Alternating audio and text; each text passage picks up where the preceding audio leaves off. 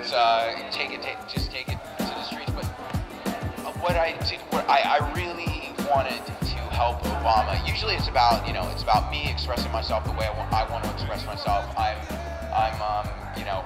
if other people don't like it, fine. It's something that I feel like I need to say. But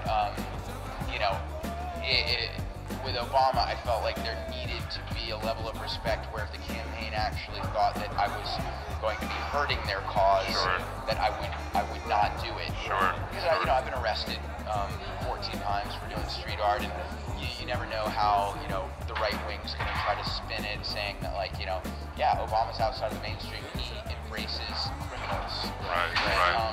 And then the way you did handle it, as far as because I think the great thing for artists, designers, and what has happened is that seems like it was a very strong part of the campaign. Of course, the campaign has their route and they have their funds and they have everything. But it seems like between some stuff like what you were doing and other local artists groups were doing, but all of a sudden it seems like it became a double campaign because all of a sudden he has artists and designers and and painters and everybody behind him, and then so that excites artists and designers and painters and everybody in because all of a sudden people are looking at what they're doing. Yeah, completely. I think it was very, very smart that the Obama campaign recognized that this other movement that was not necessarily going to follow all the sort of branding rules of the Obama campaign was doing its thing, and encouraging that because it just created a movement of people doing that where that's never happened before in a presidential election.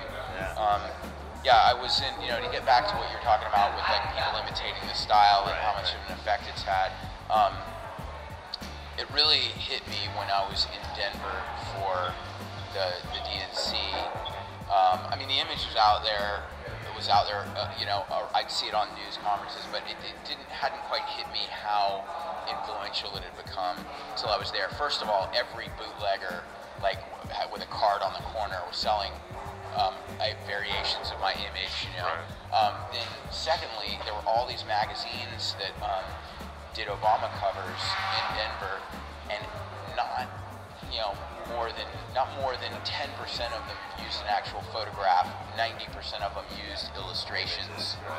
And when has that happened before? Almost always candidates are represented by photography, because an illustration would be like, that's propaganda, that's manipulation, that's we need just as if every other component of a political campaign isn't propaganda. Right. But we were talking about earlier. But that people actually embraced that approach when it's not the safest approach. Not only within the campaign. After I did the Hope poster, the campaign said, "Will you do an illustration for us of an image that we can sell, the image we have the rights to?" Because the original Hope poster, I just looked through Google and found an image that I thought would work and illustrated it in one night and had the poster in production the next day. And so they were like, "Well, we have the rights to these images. You want to illustrate one?" And I did the change one, and then this one became the one that said "vote" beneath it. Later on. So, to see it go from, this grassroots outsider thing to a style that was embraced within the campaign was pretty interesting. Absolutely. And that's the great thing, because with illustration. How are you, man? Good. See you. Illustration has always been used for parody or to poke fun, and then now it brings illustration to a more serious sense, because I was saying, how illustrations, usually when they're making fun of a candidate, they make them with big ears or something. And instead of that, saying, okay, well, as far as this is a different sense, so it gives it a different respect, what I had said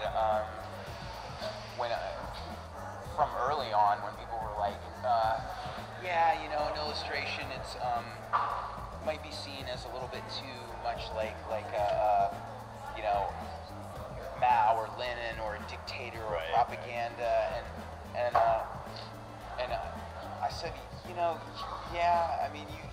could say that, but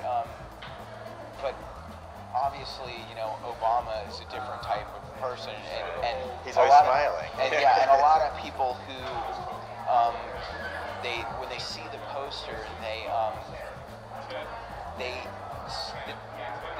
passion behind the illustration translates to them and gets them to consider that maybe they should look further into Obama's character, because they actually go, well, if somebody cared enough to make this and there's a lot of passion behind it, it makes them assess the situation in a different way than a straight photograph would. Right. And and a lot of that is very intuitive, and it's difficult to it doesn't work with every illustration, but when people see something that moves them, that is emotional and not intellectual, it can actually then translate to them taking a deep breath and trying to find an intellectual justification for those feelings, which for I know with my poster led a lot of people to go and check out Obama's website and be like, well, I didn't know much about the guy, but now that I know about him, he's awesome, and that was a byproduct of the art. Yeah, Absolutely. yeah. And then you see the art explosion, and DC has been, because we're based out of here, and it's been just a crazy explosion because DC is not usually known as art, and Clark, and once Clark and stuff like that, then Clark's awesome. it left a void here, so it's like, and then and so some of the stuff that Art Whino is doing is filling that void, but then the idea is that it's been a great spur for DC art, and then feeding out. So, and if and from when I've seen it, which shows in LA and here and different places, so just this great broad-reaching thing, and then it gets on the internet and it's everywhere. But Right. Yeah, but that's awesome. yeah. So good stuff. Just yeah. like to get on. Yeah. All right. Well, I hope you guys got some more you needed there. Yeah, Definitely, Thanks. definitely.